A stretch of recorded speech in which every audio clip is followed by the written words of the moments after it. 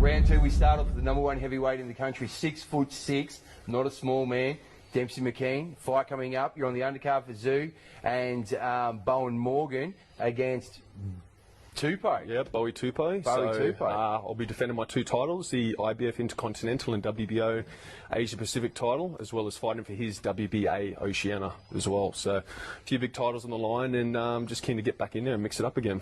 Potentially a 4th title as well? Could be a WBC regional title in there as well. We're just waiting to hear back, but I know the 3 have pretty much been paid for, the sanctioning fees and all that as well, so that's locked in. So some belts getting thrown in. Yeah, so it's more some belts and some world rankings. Yeah. So we are world rated with the IBF and the WBO, and possibly can be with the WBC and the WBA as well. So all 4 major sanctioning bodies. So awesome. Coming off the grass after COVID, that's got to feel good.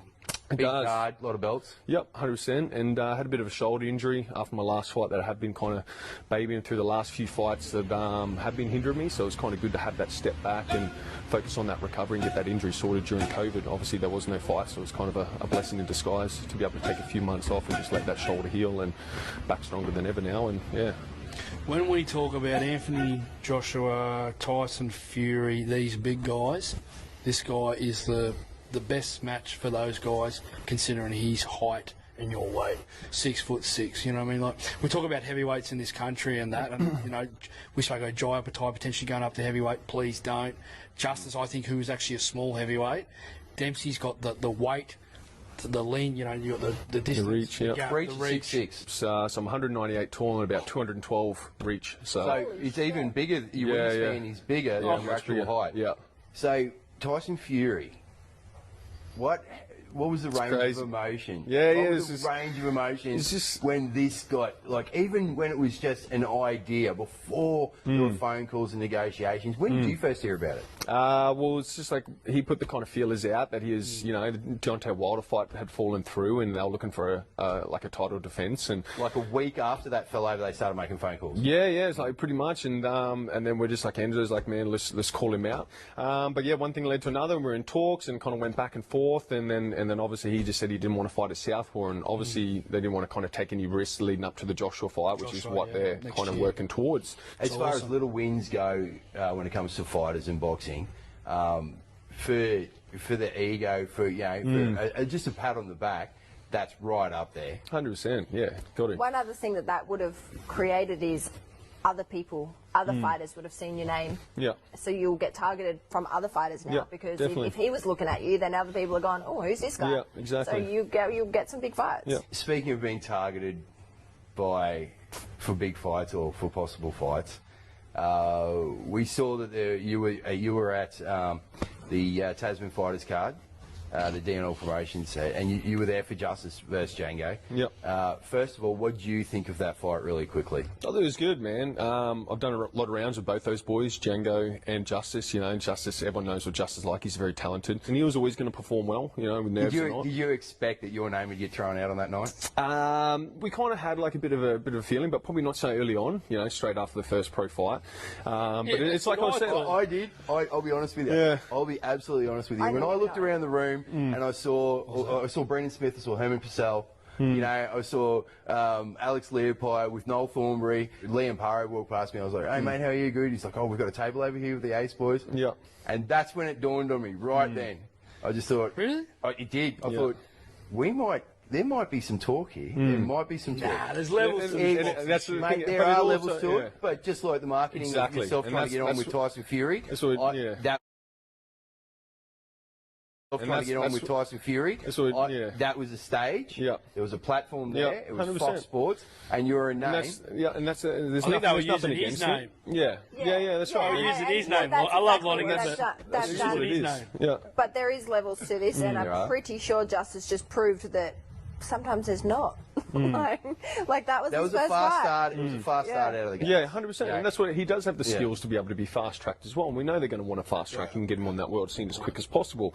You know, but I've been developed over the last 5-6 years. My Angelo's put in $250,000 into me and get me to this world number 13 position in the world. And we're after those bigger fish to fry as well. But you know, if something does happen, he works his way up, and we're on that same level. And you know, he's got a world ranking or whatever, and our paths could meet. Have you done rounds with Tupou? Do you know much about him? No, I've never done rounds with him. Never sparred him. I've obviously seen him on that scale. He was always, obviously, when I was coming through the professional ranks, he was always at the top, and then kind of overlapped him, but we never kind of crossed paths at all. So now he's ranked number 7. You're ranked number 1 in the country. Is that how you think the fight's going to go with him? That you're going to, that he's going to try and come out hard and fast, swinging for the fences, and that you're going to have to, keep on the footwork and keep on the jab? I don't want to call it, but yeah, like I think I don't think he's going to be silly with it. He's very experienced. He's had like the 34 professional fights. He's got a postal record of 28 wins and 6 losses and 20 knockouts. So he's definitely got that power. Yeah. So I have to be weary of that. But I don't think he's going to come out and just blow his wad straight away. I think he's going to be calculated and he's going to pick his shots. But I think he will obviously start a lot harder in those earlier rounds when he feels that's his best chance to kind of take me out. Obviously, you're in camp. Yep. But it has just been stacked with non-stop, track running, lots of strength and conditioning. Yep. Steve Ng's put his foot down on it. Yep. How good are you feeling at the moment? Where are you out of 10 at the moment? Feeling really good. Like we have been in camp for a while now. We knew this fight was happening. It was just a matter of like a date in December sometime.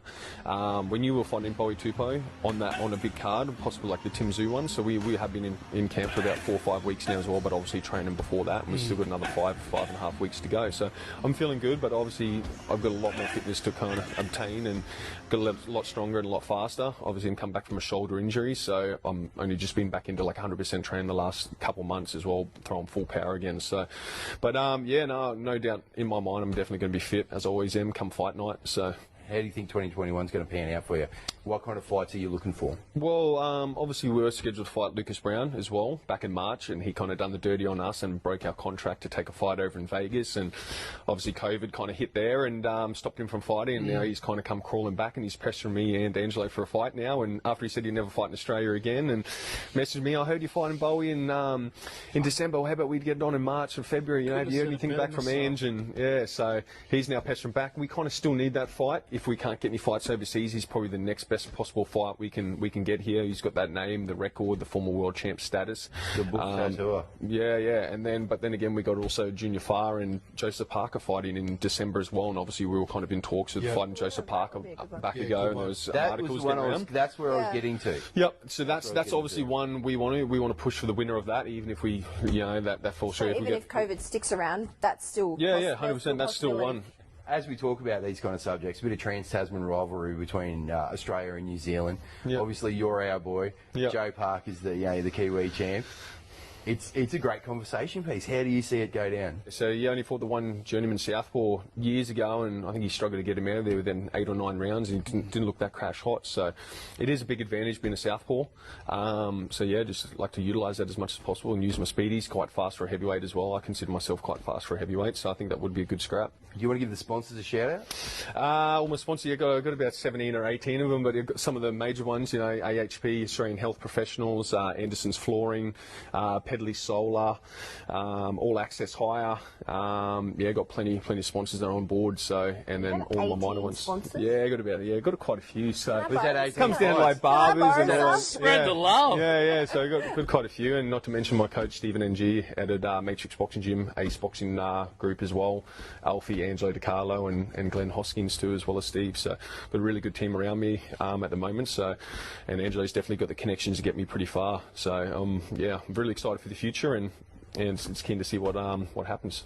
One last thing I wanted to ask you about. When I was looking through your box record, did you fight for an Africa title? Pan-African title, the WBO. So we're trying to get like a regional. We fought Pat Ananaya, who's Nigerian as well, and we kind of had to pull a few strings there as well, but because he was African, we were able to fight for it. But that was our way of trying to. We were scheduled to fight for another WBO belt for that, and it kind of something happened and we couldn't. So they said, look, just fight for this one, and that way I was able to get our world rankings and get an actual regional belt under our belt. So mate, you won't be defending that title anytime soon. My mates always make a joke and they said, "You're my favourite African champ going." I said, "Thank you." It's a good. We all come from Africa. I had to stick you with it and win the round right at the end there with that last question. It's good. It's good. Yeah, well, mates have a good laugh about this, don't you worry? So it's good. That was the idea, mate. Thanks for being on the show, and we hope to see this great fight card.